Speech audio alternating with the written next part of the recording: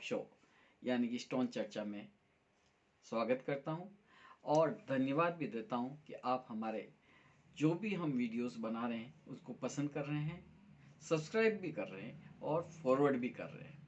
दोस्तों, आज हम एक बहुत ही विशेष विषय पर बात करना चाहेंगे, वो ये कि मार्बल फैक्ट्री हम कैसे लगाएं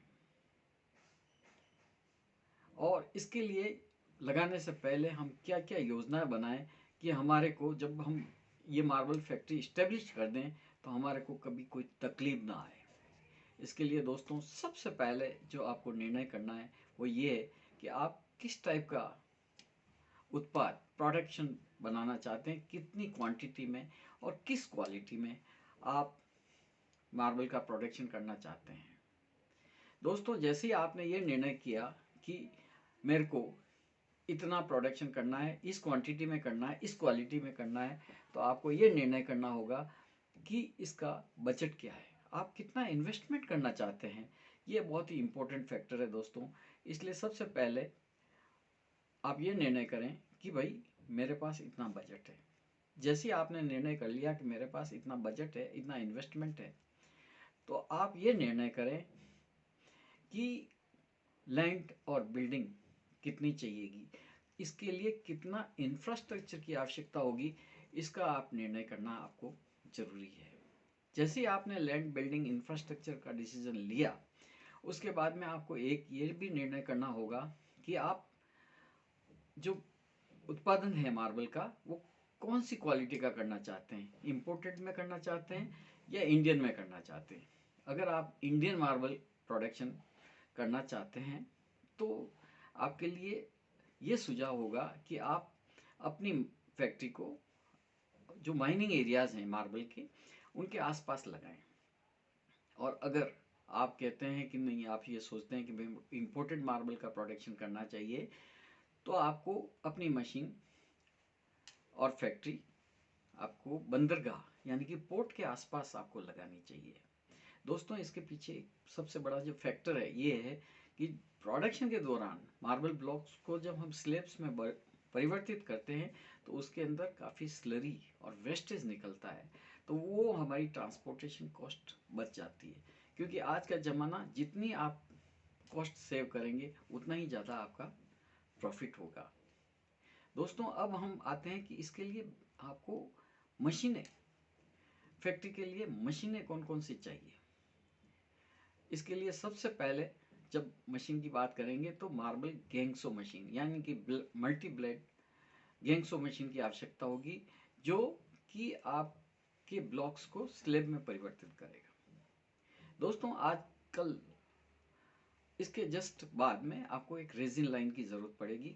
रेजिन लाइन आपके जो स्लेब बनते हैं उसको ट्रीट करती है और स्लेब की जो वेस्टेज है उसकी रिकवरी को बढ़ा देती है। यानी कि रिकवरी बढ़ाने के लिए आपको रेजिन लाइन की ज़रूरत पड़ेगी। रेजिन लाइन जैसी आपने डिसीजन लिया, उसके बाद में आपको लाइन पॉलिशर का आपको डिसीजन लेना है कि लाइन पॉलिशर आपको लगानी है। लाइन पॉलिशर के बाद में जैसे आप ये निर्णय करते हैं तो इसमें एक ब्रिज कटिंग मशीन आती है जिसमें रेडी टू फिनिश जिसको कहते हैं, और आजकल रेडीमेड टाइल्सों का भी ज़माना आ गया, कट टू साइज़ बनाने के लिए ब्रिज कटिंग मशीन की आवश्यकता होती है। और ब्रिज कटिंग मशीन में आजकल एक फैसिलिटी और भी आ गई है कि इसमें अलग अलग फिनिशेस भी दी जा सकती है। दोस्तों, इसके बाद में आपको एक जो बहुत ही नॉर्मल मशीन है, जो बहुत ही आवश्यक मशीन है, वो है edge cutting machine. Edge cutting machine भी आपको लगानी है। ये तो मशीनें हो गई। इसके अलावा जो बेसिक नीड है, जैसे ईओटी मशीन, फैक्ट्री के अंदर ईओटी मशीन की ज़रूरत पड़ेगी। ब्लॉक हैंडलिंग के लिए गेंटरिंग मशीन की ज़रूरत पड़ेगी। ब्लॉक फिनिश करने के लिए आपको मोनोट्रेस मशीन की आवश्यकता होगी। ये कुछ बेसिक मशीनें हैं जिसका निर्णय भी आपको करना होगा।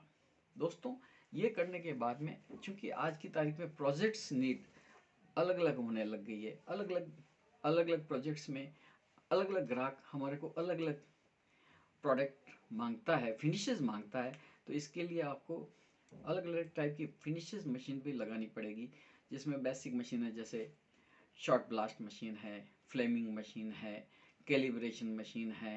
इस टाइप की बहुत सी मशीनें, जैसे नेचुरल फिनिश करने के लिए भी मशीन आती है। इस टाइप की आपको मशीनें लगानी पड़ेगी जिससे वैल्यू एडिशन भी हो सके। दोस्तों, वैल्यू एडिशन मशीनों की बात जब हम करते हैं तो हमारे को अलग अलग डिज़ाइन पैटर्न में भी हमारे को हमारा प्रोडक्ट बनाना होता है।